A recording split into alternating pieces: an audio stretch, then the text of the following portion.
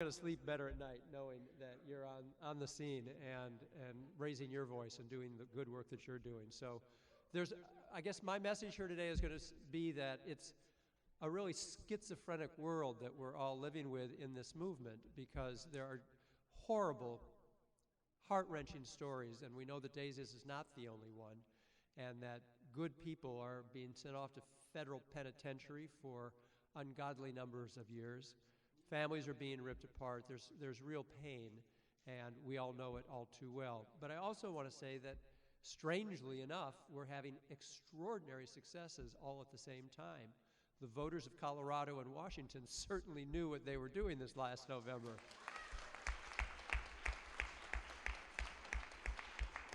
And at the same time, we've got President Obama telling Barbara Walters that he's got bigger fish to fry when it comes to having the feds come in and counter what the voters have done in Washington and in Colorado. His U.S. attorneys continue to cause such havoc here in California, and it's just outrageous. It's outrageous what his U.S. attorneys are doing under his auspices, and so there's no sense to it. There's just no sense. Everyone's bouncing off of walls, and Omar is right. We do need much greater clarity in law so that law-abiding people are not going to get swept up.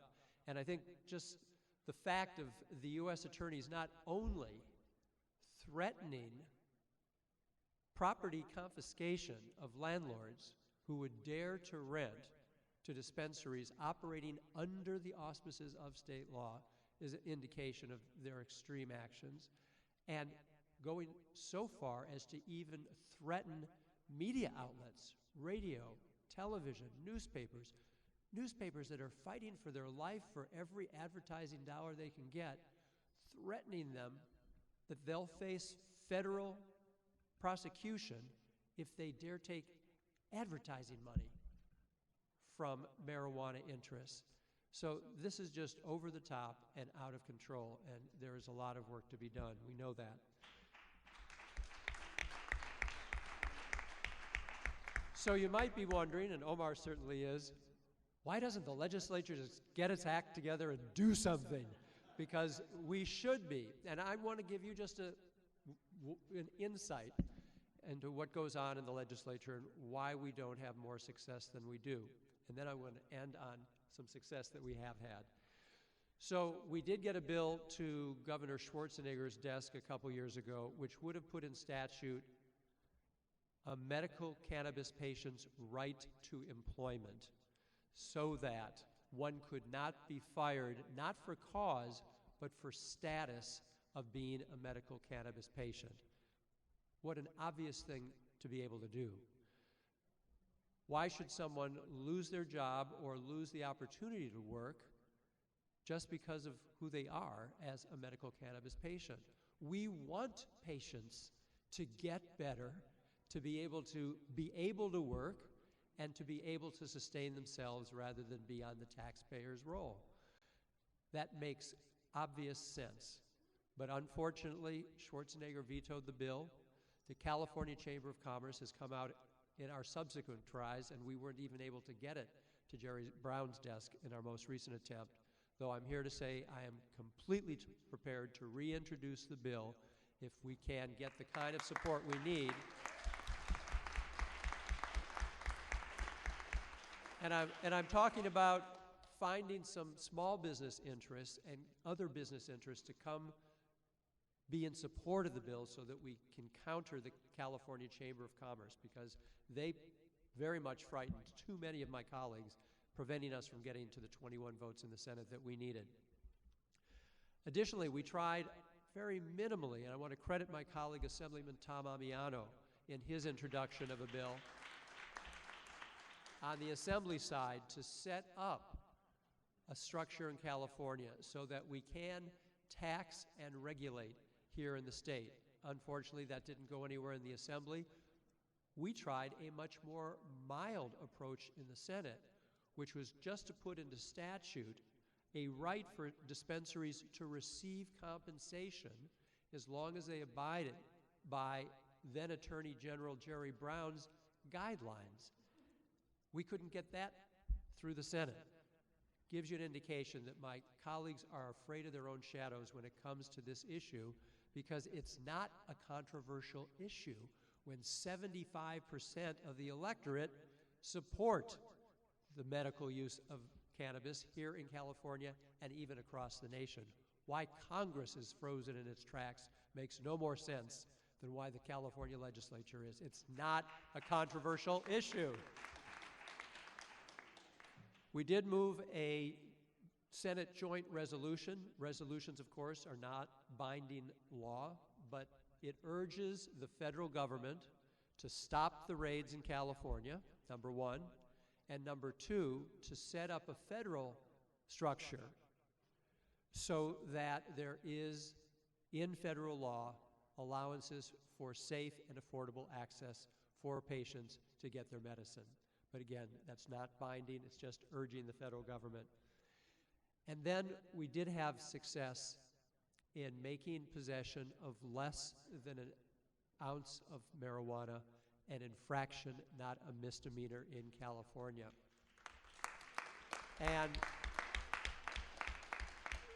it was an anomalous situation before we got that into law, because there was only one misdemeanor in the entire California Penal Code which didn't allow for some jail time in punishment, but just a $100 fine. And by definition of punishment, it always was an infraction, not a misdemeanor, and that was possession of less than an ounce of marijuana. We had Superior Court judges coming to the state legislature every year and saying, begging, please change this law. A misdemeanor case allows a defendant to have a jury trial. Jury trials of this nature clog our court system, and we're already underfunded, preventing other access to justice cases to come forward.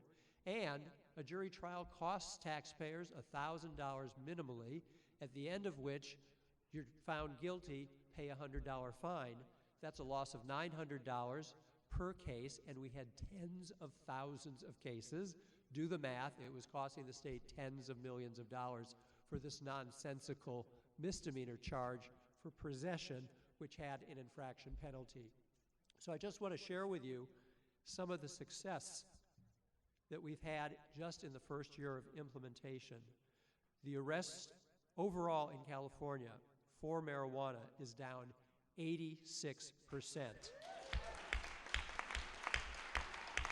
We have effectively decriminalized possession of marijuana for any use in California, and that is significant. Arrests for adults is down 95%.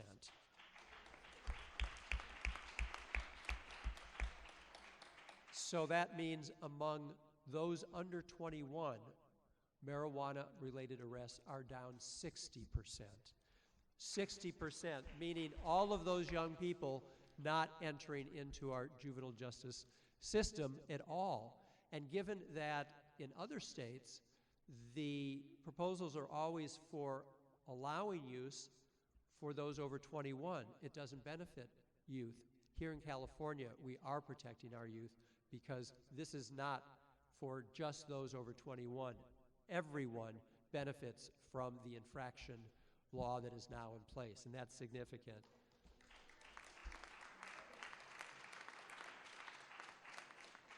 In fact, since we put that into law, there is a 47% decrease in overall youth drug arrests.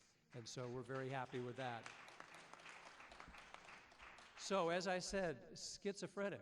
We've got these horrible stories on the one hand, we've got these great successes on the other. We've got voters across the country saying, yeah, people should be able to use marijuana, not just for medical use, but for any kind of use. And winning at the battle, and of course then the president saying, yeah, we're going to let them be, we've got bigger fish to fry. So the work is significant. We've got a lot of work and effort yet to do.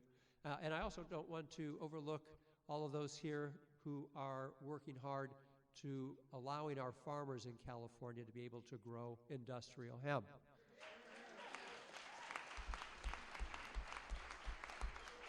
We got a bill that would have done just that to Governor Schwarzenegger's desk, He had an incomprehensible veto message, but that was his nature.